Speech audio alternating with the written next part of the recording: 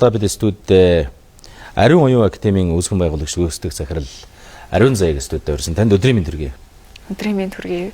За манай зочны хувьд бол одоо ингээд ирэх намраас Харвардын их сургуульд суралцах гэж байна. Өөрөөр хэлэх юм бол одоо магистр хамгаалах гэж байна.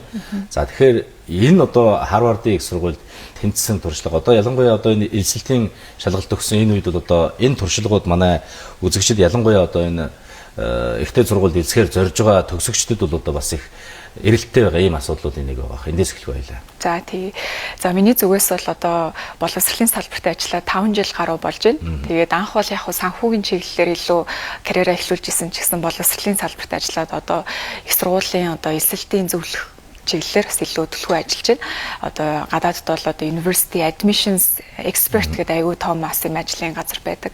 Тэгэхээр манай зүгээс болохоор одоо яг нөө хүүхдүүдтэй ингээл аягүй удаан хугацаанд ингээ ажилласны эцэст бас одоо боловсролын салбарт аягүй олон тий сайжруулах зүйл байна, хөгжүүлэх зүйл байна. Тэр утгаараа бас мэрэгжил дэвшлүүлэе гэж бодсон. За тэгээд дэлхийн одоо шилдэг сургуулиуд руу өргөдлөө явуулж үзье. Бостны их сургуулийг би өөрөө бакалаврт төгсөжсэн. Тэгээд одоо магистраараа бүр улам илүү сайн сургууль сурах гэж зоригээд Харвард болон Колумби их сургууль руу өргөдлөө явуулаад тэтгэлэгтээ тэнцсэн байгаа. Тэгээд яг миний тэнцсэн чиглэл бол одоо боловсролын магистр дотроо боловсролын манлайл буюу одоо яаж энэ салбарыг те энэ байгууллагыг одоо улам илүү удирдах одоо хөгжүүлдэг юм бэ гэдэг энэ чиглэлээр явсан байгаа. Тэгэхээр бэлтгэлийн хувьд бол ер нь яг одоо өргөдлөө явуулаад анкет явуулаад эссе бичих процесс бол ер нь 6 сар орчим болсон. Тэгтээ ер нь бол яг ингээ урт хугацаанд харах юм бол 3-4 жилийн бэлтгэл орсон байгаа юм. Яагаад гэвэл эдгээр сургуулиуд чинь шалгуур маш өндөр. За бакалаврын төвшөнд их сургуульд орё гэвэл хичээлээс гадуур юу хийдэг вэ маш чухал гэдэг. Магистрийн төвшөнд болохоор ажлаас гадуур юу хийдэг вэ? Бас аягүй чухал болоод ирдэг. Тэгэхээр ажлаас гадуур ямар нөлөөтэй хүн бэ те одоо ямар байдлаар нийгэмд нөлөөлсөн бэ, үнцэн гаргасан бэ, ирээдүйд юу бодож юу хийх чухал вэ гэдэг аягүй чухал асуултуудыг асууж ирдэг л те. Тэгэхээр миний зүгээс бол одоо тэр 3 жил 4 жилийн тэр бэлтгэлийн хугацаанд өөрийгөө олох те өөрийнхөө одоо ирээдүйн зорилгыг яг нарийн тодорхойлох тэр чухал процесс бол өрнөсөн. За PX сургуульд одоо энэ том сургуулиудад өргөдлөө явуулахад өнгөрсөнд хийсэн зүйл за тэгээ яг одоо хийж байгаа зүйл тэгээд ирээдүйд хиймэр байгаа зүйл нь ер нь аягүй сайн уялдаатай байх хэрэгтэй байдаг. Тийм ан цав одоо нөгөө нэг хүнтэй 5 минут одоо яриад өнгөрөхөд таныг маш сайн таньж чадж байгаа бол та айгүй ойлгомжтой юм ярьсан байна гэсэн үг шүү дээ тий. Тэрэн шиг их сургуулийн өргөдлийг айгүй ойлгомжтой байдлаар бүх зүйлийг уялдаатай болгох дээр бол илүү урт хугацааны бэлтгэл бол орсон. Тэгээ яг 6 сарын хугацаанд эссе бичих энэ төр бол одоо ер нь 10-20 эссе баг айгүй их эссе бичсэн. Тэгээ тэтгэлгийн эссеж байна, их сургуулийн өргөдлийн эссе, ярилцлага тус тусдаа. Тийм тус тусдаа маш их бэлтгэл хангасан. Танай академийн тухайд бол одоо ингээд энэ ихтэй сургуульд элсүүлэх за одоо энэ сурагчдыг бэлтгэх тийм ээ. Өөрөөр хэлэх юм бол одоо шинэ төвчний одоо оюутан сурагчдыг бэлтгэх хэн чиглэлд. Энд бас нэг дүн мэдээ бас миний хувьд нэлээд анхаарал татаадсан л да тийм ээ. Танай төгсөгчдийн дундаас нийтдээ нэг 130 гаруй тэрбум төгрөгийн тэтгэлэг хүртсэн авсан гэсэн ийм амжилтын тухай бас дурддагдж байна лээ. Тэгэхээр энэний тухай илүү дэлгэрэнгүй танилцуулах уу? Танай академид ороод л одоо ингээд шууд тэтгэлэг авахын боломж нөхцөл бүрдээд байна. Та бүхэн яаж сургаж байна гэдэг ч юм уу тийм ээ. За манайх үйл ажиллагаа явуулаад 5 жил болж байна гэж хэлсэн тий. Тэгээ энэ хугацаанд бол нөгөө нэг жил болгон хүүхдүүд маань манайхаар дамжуулаад өргөдлөө явуулаад байгаа юм. Бэлтгэл одоо хөтөлбөрөд явж байгаад өргөдлөө явуулаад тэгээ нийт одоо 5 жилийн дараах үр дүн гээл 133 тэрбум төгрөг. Энэ бол бас чамлахааргүй амжилт. Ер нь бол Монгол эцэг эхийн одоо карманаас гарах байсан мөнгийг бид нар хэмнэж өгөөд тий Монголтоо үлдээгээд тэр дэлхийн шилдээгтэй сургуулиудаас л хүүхдүүдийг маань аваад байна гэсэн утгатай. Тэр энэ юу хэлж байна гэхээр Монгол хүүхдүүд потенциалтай чадхаар байна. Харин стратеги дутаад байдаг, чиглүүлэг дутаад байдаг. За Монгол хүүхдүүд маань ер нь нийтлэг одоо гаргадаг түгээмэл алдаануудыг хэлж өгье тий бас илүү тодорхой байна. Эрт эхлэхгүй байна. Айгүй оройтж эхэлж байна. Цагийн тулгаж бэлтэж байна. Ер нь бол нөгөө Монголд яэш өгөөд л их сургуульд орчдөг болохоор 12 дугаар анги төгсөх үед л тэр үед л анхаарч эхлээд л одоо юу хийх вэ? Би чинь төгсөх гэж ярьдаг. Тэгэхэд их сургуулийн өргөдлийн процесс маш их зүйл бэлддэг. Ганц оноо хангалтгүй, ганц онц сурах хангалтгүй болсон. Ганц англи хэлтэй байгаад бүр хангалтгүй болж ирсэн. Одоо ийм цаг үед бид нар амьдраад байна л та өсөлтөө маш өндөр болчихсон тий. Тэгэхээр эртнээс бэлтэх маш чухал байна. Эрт гэдэг нь одоо 7-8 дугаар ангиасаа бүр эхэлж бэлтэж болно. За цаашлаад зөвхөн нөгөө англи хэлнийхээ оноог л бодоо явууддаг. За гадагшаа сурахын тулд англи хэл хэрэгтэй. За нэг IELTS-ийн оноо гэдэг нэг юм тархиндаа нэг бодчихсон. IELTS одоо өндөр оноо авах хэрэгтэй. Тийм, өндөр оноо авчих юм бол маш гоё олон үд хаалга нэгтчихнэ гэд.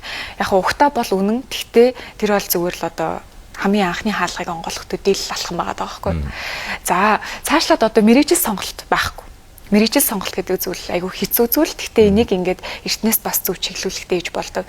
Мэргэжлээ сонгож сургуулиудаа сонгоод сургуулиудаа сонгосны дараа нөгөө эсэх бичих эсээнүүдийн жагсаал гарч ирнэ. Гэт эн чинь юм алхамтай бас юм процесс байгаа байхгүй. Тэгэхээр Монгол хүүхдүүд маань нөгөө ямар ч юм бэлтгэлгүй, ойлголцохгүй байгаа нь нөгөө алхам процессыг эхлүүлэх ямар ч боломжгүй болоод ерөөсө хаанаас нь дарж авахаа мэдэхгүй цаг алдаад байгаа юм. Тэгэхээр манай академи болохоор яг нэг сургуульд одоо системтэй, стратегтэй бэлтгэхийн тулд бүх зүйл нь нэг дор байгаа юм. Хэлний бэлтгэл нь нэг дор, их сургуулийн өргөдлийг яаж явуулах нь нэг дор, яаж эсээгээ бичих вэ? За цаашлаад яаж одоо өөрийгөө гоёор гаргаж ирэх вэ, те? Яаж чи өөрийнхөө одоо энгийн гэж боддог түүхийг онцгой болгож гаргаж ирэх вэ гэдэгтэр бүх зүйл төр нь ажилтдаг одоо супермаркетээр ярих юм бол бүх хүнсээ нэг дороос цуглуулах боломжтой тийм боловсролын байгууллага байгаа юм. Жишээ нь одоо ингээд энэ өнгөрсөн хугацаанд 5 жилийн хугацаанд одоо хийж хэрэгжүүлсэн ажлын одоо нэг үзүүлэлт бол сая одоо мөнгөн дүнгээс гадна дэлхийн одоо тэр ихтэй сургуулиудад одоо элсэж байгаа энэ оюутнуудын үзүүлэлт харуулж штэ тийм ээ. Тэгэхээр манай оюутнууд ер нь дийлэнхтэй энэ гадны ихтэй сургуульд суралцахдаа ямар мэрэгжлүүдийг сонгодог юм бэ тийм ээ. За мэрэгжил сонголт дээр нь одоо тав хүн бас энэ сургалтыг зохион байгуулад ингээд удирдаад явуулж байгаа хүмүүсийн хувьд бас анхаарах ямар асуудлууд байдаг юм бэ? За мэргэжил сонголт бол маш чухал. Тэгээд энийг хүүхдүүд ер нь дор бүрнээ бодчихсон л явж идэв эцэг их ч гэсэн. Тэгвэл яг нарийн юу сонгохоо мэдэхгүй те. Тэгэхээр ер нь бол одоо хүүхдүүд нэг айгүй цагийн тулгаж орж ирдэг гэж байсан шүү дээ. Тийм учраас айгүй ерөнхий мэргэжил сонгодог. Одоо бизнесийн удирдлага ч юм уу те. За олон улсын харилцаа гэдэг яг эдгээр мэргэжлүүдийг сөрөг гэж бол хэлээгүй. Би өөрөө бизнесийн удирдлагаар сураад айгүй их сурж исэн. Гэхдээ хүүхдүүд нөгөө нарийн мэргэжил сонгоод ингэх юм бол өөрийнхөө нөгөө нэг хичээлээс гадуурх өөрийг нь илэрхийлэх тэр үйл ажиллагаануудаа бас уях хэрэгтэй байхгүй юу? Тэгжиж онцгойрч гарч ирнэ. За жишээ нь таны хүү төр жишээ авъя те. Одоо тархины мэс засалж болмоор байна ч үгүй тий. Ямар нэгэн одоо нарийн мэрэгжлийн инженер болмоор байна гэдэг. За тэгвэл чи хичээлээс гадуур энэ дээр юм хийсэн үү гэхээр үгүй хийгээгүй. Зөвхөн ээж аав юм бол гэдэг байгаа. Нарийн юм сонго гэдэг байгаа. Яг нарийн юм сонго гэдэг байгаа зөв ч гэсэн тэрнээс гадуур нөгөө нэг уялдаа холбоотой зүйлс хийж байж нөгөө их сургуулийн одоо өргөдөлтөнд танилцаж үзэж байгаа хүмүүс итгэх байхгүй. Итгэл үнэмшил төрнө. Цаашлаад энэ хүүхдийн сургуульд ороод сургуулаа хайчихгүй юм байна. Энэндээ угаасаа сонирхолтой юм байна шүү дээ. Энийхэн төлөө хийн гэсэн зорилготой юм байна гэдэг байдлаар итгэл үнэмшил төрүүлдэг. Тэнгууд манай Монголд нөгөө хүүхдүүд маань нарийн мэрэгжил сонгох хэрэгтэй гэд хамаа намбаагүй мэрэгжил сонгоод тэдний хандлаар хийсэн юм байхгүй байгаа нь юу аюу том сул тал нь болоод байгаа. Магадгүй одоо нөгөө сургуулиасаа татгалзсан хариу сонсох ч гэдэг юм одоо нөгөө эрсдлүүд. Одоо ингээд 12 дугаар ангийн эсэлтийн шалгалт болох гэж байна. Төгсгчд хүүхдүүд бол одоо ингээд бүгдээ дор бүрнээ ямар нэгэн төсөөлтөй байгаа тийм ээ. За би одоо ийм мэрэгчлэр энэ чиглэлээр суралцсан тийм ээ. За зарим нь бол одоо ингээд миний оноо одоо тодорхой төвшин төрөх юм бол яг нэг ийм сургуульд орчин даа шүү тийм ингээд нэг ийм нэг бүдүүн бараг төсөөлөл одоо бид нэр их байдаг шүү тийм ээ. Нийгэмдэр ч гэсэн одоо ингээд хүүхдүүдтэй уулзаад ярилцахад гадны улсуудын одоо энэ өндөр хөгжилтэй улсуудын энэ томоохон ихтэй сургууль суралцах үйл явц бол та түрүү тайлбарлахдаа бол магадгүй бүр 7-8 дугаар ангиас эхлэх ёстой. Яг өнөөдөр одоо ингээд та хоёр ярилцлагыг үзэж байгаа 12 дугаар ангийн төгсөгчд бол одоо энэ ялангуяа одоо энэ топ сургуулиуд дэсэх энэ боломж бол үндсэндээ хумигдмал болчихсон гэж ойлгож болох цаг хугацааны хувьд. За ер нь аль эрт бэлдэх тусмаа сайн. Гэхдээ одоо хожуу бэлдсэн бол боломжгүй гэсэн ойлголт бол бас биш. Хоцорч эхэлж бэлдээд гүйцэж авах боломж байгаа. Яг тухайн үед нь өөрийнхөө цаг хугацааг айгүй боддоор хараад тэрэндээ одоо ирч хүчээ зөв хуваарлах хэрэгтэй тийм ээ. За тэгэхээр одоо 11 12 дугаар ангийн хүүхдүүд бол ерөөсөө яг энэ их сургуулийн одоо эсэлтийн процесс бол маш чухал анхаарлаа хандуулах хэрэгтэй сэдв нөхгүй. Харин одоо магадгүй 8 9 дугаар ангийн ч юм уу тийм хүүхдүүд хичээлээс гадуур олон төрлийн юм туршиж үзээд арай илүү нэг юм олон зүйл туршиж үзэх тэр боломж нь байгаад байгаа юм. Тийм. За яг одоо 12 дугаар ангиа төгсөж байгаа оюутан залуусаас үзэж байгаа бол өөрсдөө хоцорсон гэж бити бодороо яагаад гэвэл Монголд маш олон хүүхдүүд 12 дугаар ангиа төгсөхдөө өргөдлөө явуулж амжаагүй байдаг. Мдээгүй өнгөрчихсөн. Тэг ямар ч бэлтгэл байгаагүй.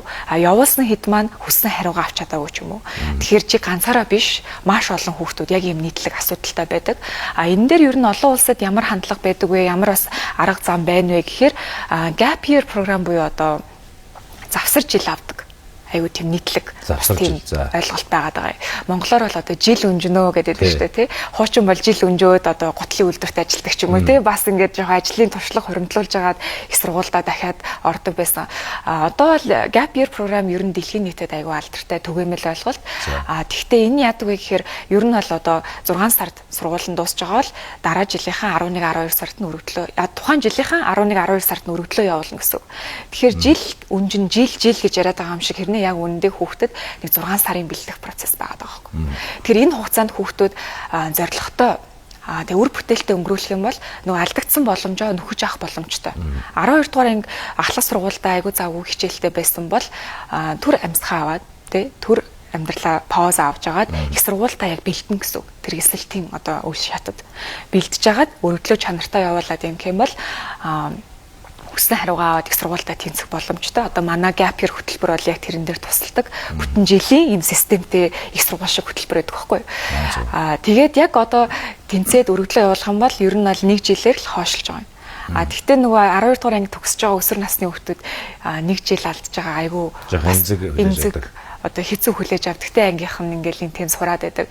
Тэгтээ ингээ хүний амьдралыг одоо ингээ том зургаар нарах юм бол 1 жилийн ялгаа бол тийм сүртэй байдгүй шүү дээ тийм ээ. Тэгээ ялангуяа 4 жилдээ бакалавра төгсдөг хүүхдүүд бас айгүй ховор.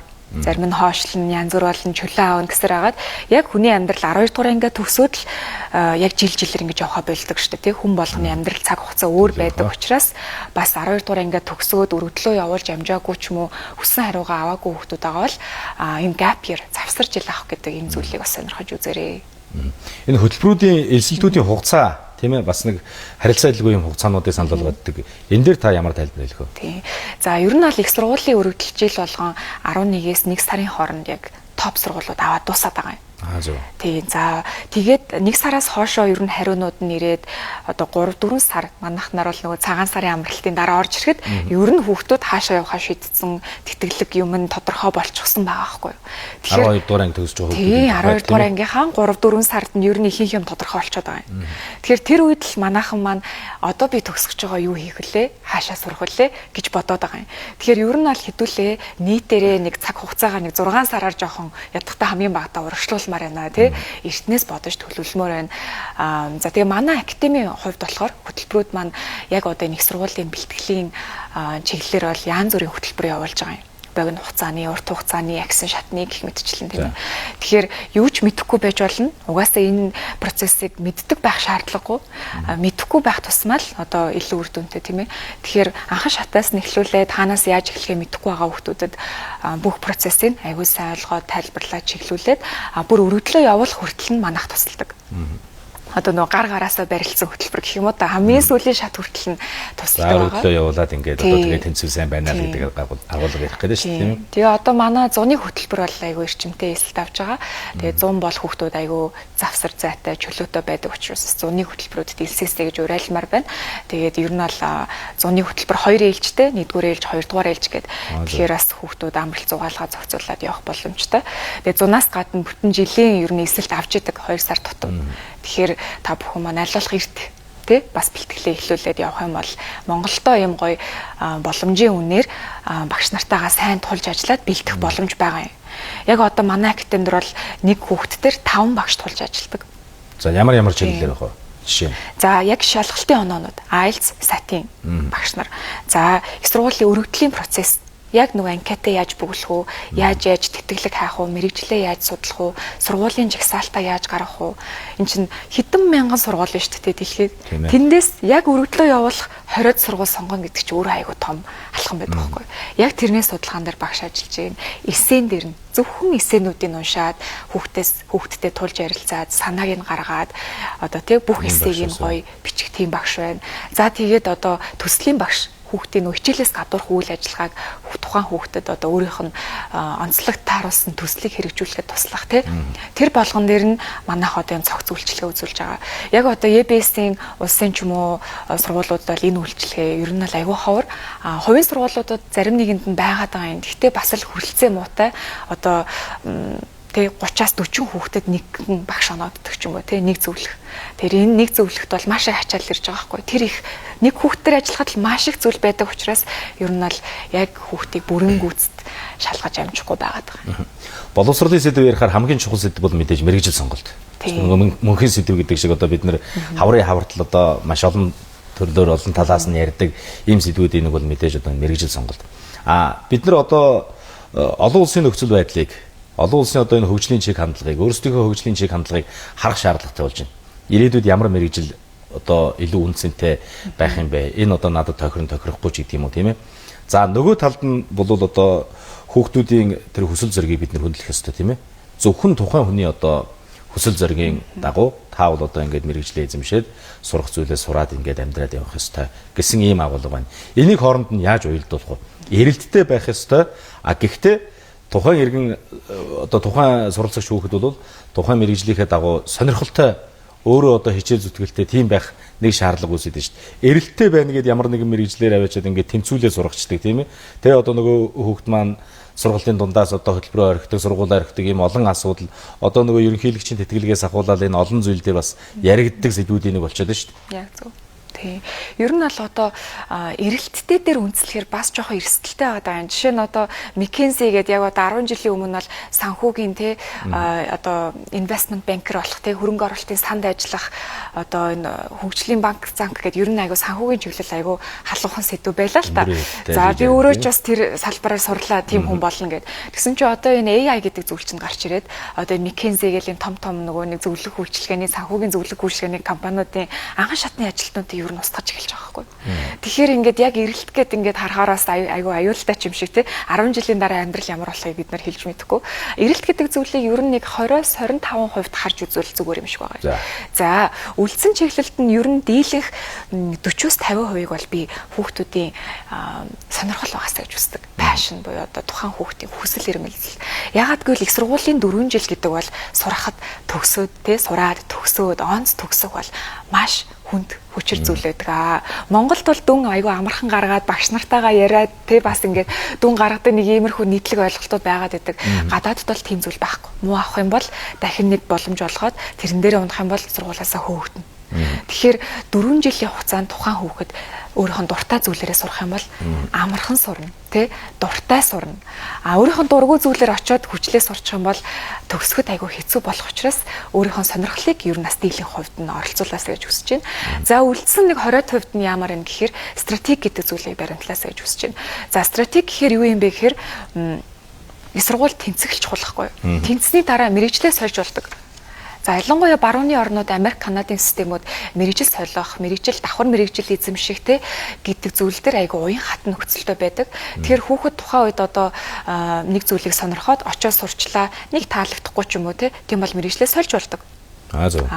Эсвэл хичээл аваад сураа явж идэл цоо шин мэрэгжил мэдэж эхлэе, түүн таалагдлаа. Тийм бол давхар мэрэгжил эзэмшиж болдог.